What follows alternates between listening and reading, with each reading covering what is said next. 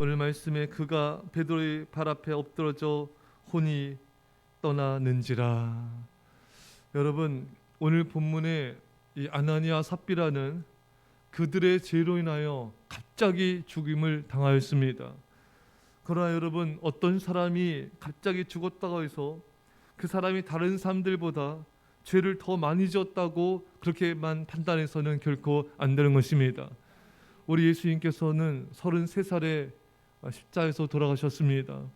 또 예수님의 제자들도 요한을 제외한 모든 이들이 다 순교하였고 또 일찍 죽은 이들도 있습니다. 초대교회 성도들이 얼마나 여러분 또 이렇게 믿음을 지키다가 순교하면서 또 일찍 세상을 떠난 이들이 얼마나 많습니까? 그러니까 여러분, 어떤 사람의 죽음에 대해서 우리가 바른 이해를 갖는 것이 굉장히 중요합니다. 제가 아는 어느 전도사님 부부가 있었는데 제가 아는 분들이에요. 나이가 좀 있으셨습니다. 나이가 있으셔 늦게 좀 신학을 하시고 또 이렇게 목회자가 되셨는데 이 목사님과 이 사모님이 신방을 갔다가 시골 약간 좀 이렇게 외곽에서 시골 같은 데서 목회하신 분들이었는데 이제 신방 갔다가 돌아온 길에 교통사고로 두 분 다 이렇게 그 자리에서 세상을 떠났습니다. 근데 그 자녀들이 어린 자녀들이 아직 3명이나 있었어요. 그걸 보면서 참 많은 이들이 참 너무 이렇게 안타까우면서 이 어린 자녀들을 이렇게 두고 세상을 떠나 이 아이들이 이제 정말 고아가 된 거 아니겠습니까? 그래서 많은 분들이 안타까우면서 이 어린 자녀들이 있는데 하나님 아버지 이 목사님 부부를 좀 더 오래 살게 해주시지 왜 이렇게 일찍 데려가셨습니까? 또 이 아이들은 또 어떻게 하면 좋겠습니까? 이렇게 탄식하고 안타까워하는 그런 일이 있었습니다. 여러분, 그렇죠. 인간적인 생각으로는 좀 더 이 목사님 가정을 지켜주셔서 하나님 사역을 감당케 해주시고 또 그 교회 성도들도 하나님 돌보게 해주시고 또 이 3명의 어린 자녀들을 하나님 돌보시도록 하나님 좀 더 지켜주시고 좀 더 오래 살게 주시지 왜 이렇게 먼저 빨리 들어가셨습니까? 이런 안타까운 탄식이 나올 수 있을지 모르지만 여기에는 또 우리가 모르는 하나님의 섭리가 이 안에 담겨져 있는 것입니다. 우리는 하나님의 뜻을 다 몰라요.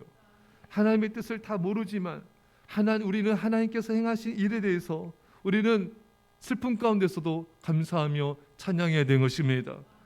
하나님은 우리가 모르지만 놀랍게 당신의 역사를 이뤄가고 계신 것입니다. 또 어떤 사람이 갑자기 죽었다고 해서 그 사람이 다른 사람들보다 죄가 더 많다고 판단해서는 결코 안 된다고 말씀을 드렸습니다.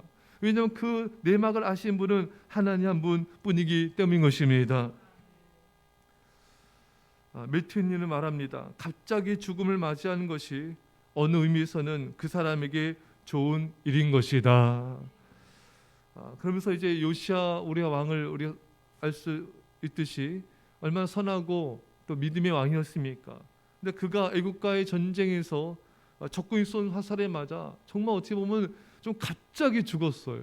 그렇게 잘 믿음으로 살아왔는데 그 선한 사역들을 많이 하고 많은 하나님의 역사를 이루어왔는데 갑자기 이런 느닷없이 한 전쟁 화살에 맞아 이렇게 죽음을 당했습니다. 많은 백성들이 슬퍼했습니다. 근데 그 매튜 헨리는 이렇게도 또 말하는데 참 그것이 참 다가오더라, 은혜가 되더라고요. 요시야 왕은 하나님께서 그에게 은혜를 베푸셨다 것입니다. 바벨론이 쳐들어와서 정말 예루살렘 성이 불타고 백성들이 포로가 되어서 끌려가고 나라가 망하는 것을 보지 않은 것은 하나님의 은혜라는 것입니다. 여러분, 꼭 오래 살았다고만 해서 꼭 축복이 아닐 수가 있습니다. 또한 갑자기 죽었다고 해서 그것이 하나님의 은혜와 축복이 떠난 것은 아닌 것입니다. 그 속에 담겨진 하나님의 그 사람들을 향한 사랑과 그 자비를 우리가 모르고 있다는 것을 우리는 알아야 되는 것입니다. 여러분, 우리는 그저 하나님의 섭리를 받아들이고 감사하며 찬양합시다. 아나니아와 삽비라는 갑자기 죽었습니다. 참 어찌 보면 이들이 이렇게 죽을 것이라는 것은 그 초대교회 그 주변에 있던 사람들은 아무도 예상치 못했을 거예요. 여러분, 사람은 누구나 갑자기 죽을 수가 있습니다. 그러하게 모든 사람은 항상 죽음을 준비해야 되는 것입니다. 제가 어느 TV 프로그램 보니까 참 식당에서 식사하고 있는데 갑자기 차가 돌진해가지고 그 식당이 책상이며 거기를 돌진해가지고 다 아수라장이 된 걸 봤어요. 또 많은 사람이 또 다치는 걸 또 보았습니다. 또 어떤 경우는 횡단보도 건너는데 덤프트럭에 덮쳐가지고 이렇게 사람이 또 사망자가 생기고, 이 덤프트럭이 높으니까 밑에 사람 못 본 거예요. 예.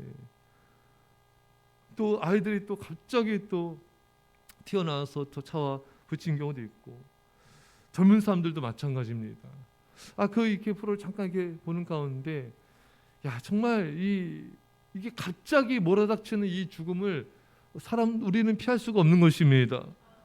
여러분, 누구든지 예상치 못한 순간에 죽음은 찾아오게 되는 것입니다. 나는 아니겠지. 나는 설마. 여러분, 그건 아무도 모르는 거예요. 하나님만 아십니다. 그래서 우리는 준비해야 되는 것입니다. 그렇다고 우리 죽음을 어떻게 준비해야 되겠습니까? 오늘이 나의 마지막 날인 것처럼 우리는 살아가야 되는 것입니다. 오늘이 나의 마지막일 수가 있다. 사실 지난주 주가 우리 살펴봤듯이 탈무드의 격언처럼 오늘은 우리의 최초의 날이자 최후의 날이다. 사실 오늘이 여러분 우리의 최초의 날이에요. 왜? 삶은 오늘밖에 없지 않습니까? 그러니까 오늘은 늘 최초의 날이에요. 그리고 오늘은 늘 최후의 날인 것입니다. 따라서 우리는 오늘이 마지막 날인 것처럼 사는 것은 굉장히 성경적이고 그것은 진리인 것입니다. 사랑하는 여러분, 오늘이 마지막 날이라면은 사람들은 어떻게 살아갈까요? 정말 가치 있게, 정말 의미 있게, 또 정말 하나님 기뻐하시는 삶을 살지 않겠습니까? 그 삶을 오늘 살아야 되는 것입니다. 하지만 사람들의 삶의 패턴을 보면은 먹고 자고 또 돈 벌고 쉬고 놀러 가고 대부분의 시간을 그렇게 보냅니다. 여러분, 그러나 하나님은 우리가 이렇게 살기 원치 않으세요. 왕같은 제사장으로 살기 원하십니다. 세상을 향하여 하나님과 세상을 중보기도 하는 중보자의 삶을 살기 원하시고요. 복음을 전파하며 영혼들을 구하는 삶을 살기 원하십니다. 신령과 진정 예배자의 삶을 살기 원하시며 교회를 향하여 봉사하며 충성된 삶을 살기 원하십니다. 가치 있게 살지 않으면 오래 산다 한들 그게 무슨 의미가 있겠습니까? 하나님을 위해서 믿음으로 살지 않는 삶은 오래 살아도 오래 죄짓는 삶밖에 되지 않아요. 그것이 여러분 무슨 의미가 있겠습니까? 죄만 쌓는 장수는 의미가 없는 것입니다. 하나님을 향한 믿음의 삶을 살고 하나님을 기쁘시게 하는 삶을 살아야 그 오래 사는 장수의 삶이 의미가 있고 가치가 있는 것입니다. 사랑하는 성도 여러분, 여러분과 제가 이 새벽에 믿음의 결단합시다. 정말 믿음으로 살겠습니다. 오늘이 마지막 날인 것처럼 복음을 전파하며 영혼들을 구원하는 생명을 사는 삶을 살겠습니다. 저희 삶을 받아 주옵소서. 중보자의 삶을, 중보기도자의 삶을 살겠습니다. 그렇게 예수님처럼 하루하루 믿음으로 승리케 하여 주옵소서. 이런 은혜가 임하여 간절히 축원합니다. 기도했습니다. 사랑의 아버지 하나님, 너 인생이 무엇이냐? 너희는 잠깐 보이다 없어진 안개라셨습니다. 하나님 아버지, 내일 일을 아무도 모르며 아버지 어느 누구의 죽음도 언제 죽을지 아무도 우리는 모릅니다. 주님 우리는 알지 못하지만 참으로 갑작스럽게 돌아가신 분들의 그 삶 속에 하나님의 섭리와 우리가 모르는 하나님의 사랑이 있는 줄 믿습니다. 인간적인 눈으로 판단하지 않게 하시고 오직 하나님의 모든 일들을 감사함으로 받게 하여 주옵소서. 아버지 하나님, 오늘 하루 우리는 어찌 될지 모르나 주만 바라보며 믿음으로 하루하루 살게 하옵소서. 오늘 내 인생의 마지막 날인 것처럼 하나님을 사랑하며 교회를 섬기며 영혼들을 구원하는 또한 중보자의 삶, 전도자의 삶을 살게 하여 주옵소서. 가치 있는 장수의 삶을, 건강의 삶을 통하여 우리의 삶을 통하여 하나님께 큰 영광 되게 하심을 감사드리며 예수님의 이름으로 기도옵나이다. 아멘.